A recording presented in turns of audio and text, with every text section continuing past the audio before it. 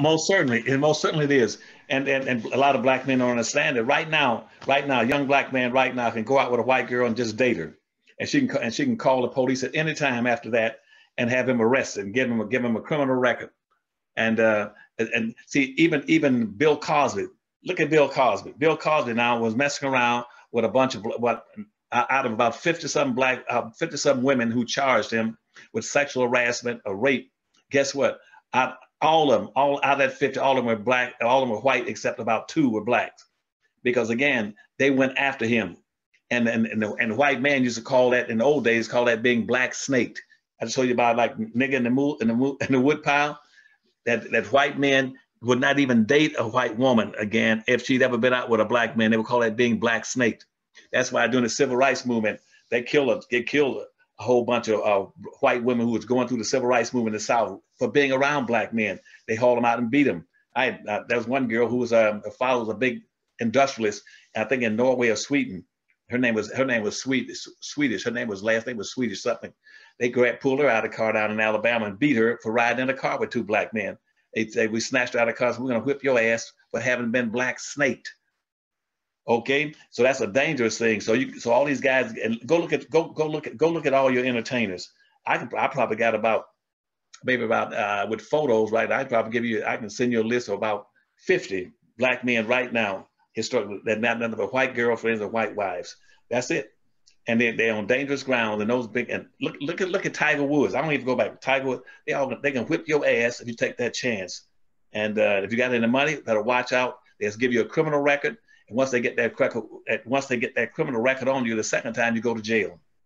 Well, and I'm gonna tell you this: when you were talking about the castration part, you were saying that when black men got lynched, they were castrated because it reflected their fear, their concern of the black man having, the power of the penis or whatever it is whatever magical power they think we have. And who knows, maybe we do. I think black men, we have some extraordinary features that everybody either wants to make money off of, or they want to just sit back and admire, or they're afraid of. But let me ask you this. So, I've made the argument before, and I'd like to run this by you and get your take on this. With Bill Cosby, I felt that there was a symbolism behind the tearing down of Bill Cosby. The public lynching of this man, to not use that term too lightly, but almost like a different kind of lynching.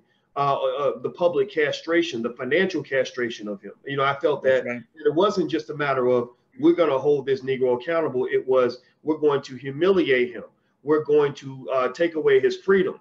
We're going to strip him of every dollar he's got in his pocket, and we're going to do it in public. So it almost seemed like they were sending a message to black people that you will never have more power than us. We're going to take the strongest Negro you have, and we're going to put him in front of you, and we're going to lynch him in front of everybody so that we let you all know who's in charge. Can you give like maybe a historical context to that, maybe a plantation comparison or something like that, so we can understand what's really going on here better? Well, there are all kinds of castrations, forms of castration that takes place in that cross-generational or cross-sexual lines. They're going to castrate the black man either financially, physically, emotionally, or politically. They're going to wipe him out. And castration is castration. And Bill Cosby, they're going to take his money from him. They're going to humiliate him. They're going to ruin his reputation, and they're going to strip him down to nothing. And because again, to make sure he does not touch any white women. You take Michael Jackson. There he's messing around, going messing around with Elvis Presley's daughter. They went after him. They're going to strip everything from him. That's why they start talking about how gay he was, and they try to stop him from making some records, make him redo some records, try to take back all the Presley albums, old files on Elvis Presley's records. He had control of a lot of that. They took that away from him.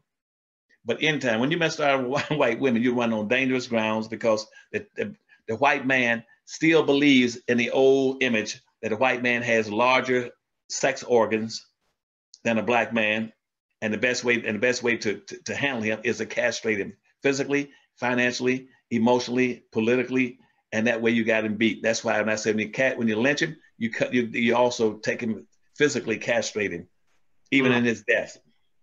Wow. Everybody who's listening, I'm talking to Dr. Claude Anderson. He's the author of the books Powernomics, Black Labor, White Wealth, The Black History Reader, Dirty Little Secrets 1 and 2. His books are on at powernomics.com. Summertime's coming. One suggestion I will make for you all, everybody here, is if you have children in your home, don't just send them to basketball camp and football camp. Send them to Black Power Camp. Black Power Camp should include reading books like Powernomics. Maybe if you want to, we have programs. We have blackmillionairesoftomorrow.com, our Black Business School for Children. We have financial workbooks at financialworkbooks.com.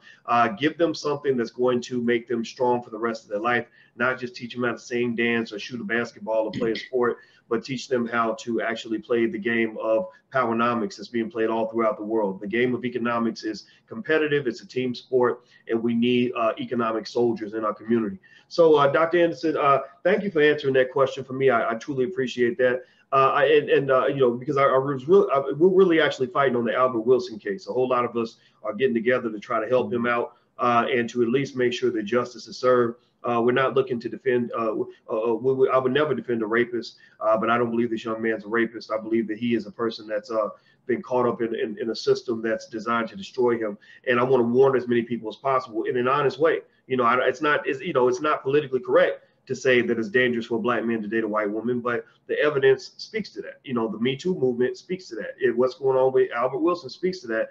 And I think anybody who has a son has to have that conversation with their son, because what happens is if you don't talk to your son about it, if you don't have the real conversation with him, then you might have the conversation with him in a jail cell when you can't do nothing no more. Now his future has been taken away. His reputation's taken away. Quintez Cephas out at the University of Wisconsin, they kicked him off the football team before they even investigated. The two white girls invited him up for a threesome, and then next thing you know, they're saying they were too drunk to have sex, but they invited him to the threesome. You know, it's just really interesting, weird things like that.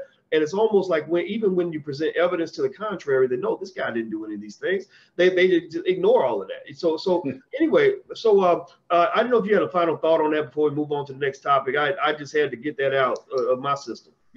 No, well, and see, just the opposite is true too. There's a white woman in a protected class in the highest level. She also is intrigued by the Black man who's at the lowest level. And see, in other words, the white woman is on the third floor. The black and the white woman is on the third floor. The white man and the Black woman is on the second floor, and the Black man is in the basement. And so, consequently, whenever a white man hears sees a Black man with a white woman, you know what that says to his mind? He must have an awfully long Johnson that stretch from the basement all the way up to that white woman on the third floor. That's why the white man said, "I'm gonna cut that Johnson off the first chance I get," because he got to be if he's successfully reaching those white women that's over me, that's over my head, and I'm over the Black man. He must have a large Johnson the first chance I get. I'm gonna castrate him. I'm gonna castrate him physically, financially, emotionally, in any way I can. Because that's why they always believe in the rumor or the myth that the Black man has a larger Johnson than the white man. That's the root of that whole concept, is that the white man figures that if a Black man can successfully get to a white woman that's up above his head, he must have a long Johnson. We're gonna cut it off. One thing I want to ask you, Dr. Anderson. So now that I hope you guys have been warned. If you get the message and you understand what we were just talking about, please say, "I get the message." Thank you. Say something to acknowledge the fact that you appreciate the fact that we've got somebody who knows history, somebody who is one of our respected elders, who is really telling you the truth. Because ain't nobody on TV gonna really tell you the truth. They want you to walk right into the rabbit trap so they can take you down after you figure out what's really going on. So just tell Dr. Anderson